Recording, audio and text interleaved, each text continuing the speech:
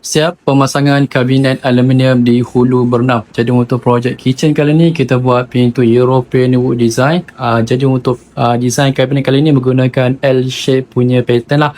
Dan untuk kabinet kali ni kita lengkapi dengan island table daripada konkrit. Cuma konkrit top ni dibuat oleh pihak customer sendiri dengan finishing menggunakan sinter stone.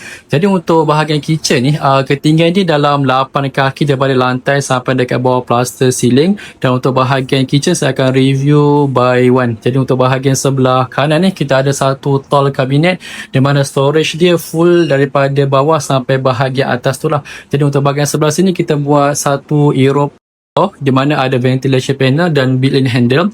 Bahagian sini kalau saya buka dia akan ada satu tall leather basket. Anda akan nampak satu tall leather basket untuk susun makanan kering dekat bahagian sini. Dan untuk bahagian sebelah kiri ni pula kita lengkapi dengan satu lagi pull out aluminium drawer. Jadi ada 5 basket. 1, 2, 3, 4, 5. So satu basket ni dia boleh support 35 kg dan ada fungsi soft closing. So saya buka ke semua basket ni untuk anda tengok apa yang ada dekat dalam basket ni. Jadi dia sampai bahagian atas lah. Jadi setiap basket ni anda boleh simpan anda punya makanan-makanan kering dan setiap basket ni ada fungsi soft closing untuk dia punya runner ataupun drawer dia. Jadi kalau saya buka kedua-dua bahagian ni anda akan dapat satu combination bahagian storage yang agak besar untuk anda simpan segala makanan kering anda. Dan untuk bahagian sebelah sini juga kita lengkapi dengan ventilation panel, so tidak akan anda bawa yang terperap dekat dalam kabinet lah. Dan untuk bahagian atas ni pula kita ada satu lift up door sampai ke atas macam ni. So ada storage lagi dekat atas, anda boleh simpan barang. Dan untuk bahagian sini pula sebelah kiri ni kita buat satu bahagian untuk pocket door area.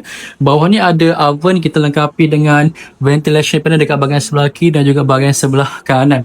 Dan bahagian sini kita buat satu pocket door untuk dia punya appliances macam air fryer dan juga rice cooker lah. Tapi sekarang ni customer kita letak dulu dia punya toaster. So ni boleh tarik macam ni dan juga ni pun boleh tarik keluar macam ni. Dan untuk pula dekat bahagian belakang, tetapi untuk control on off dia anda boleh control dekat bahagian sebelah sini. So ni ada untuk oven, microwave, air fryer dan juga toaster lah ataupun rice cooker.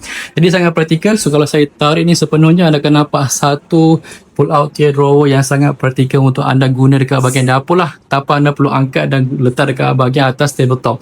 Jadi guna je dekat dalam kabinet seperti biasa. Dan bila siap anda terus tarik pintu pocket door ni dan terus simpan dekat bahagian sini lah. Dan pintu pocket door ni dilengkapi dengan fungsi soft closing juga. Dan untuk bahagian bawah ni ada oven. So kalau anda ada kerja baking anda boleh gunalah oven bahagian sini untuk baking atau apa.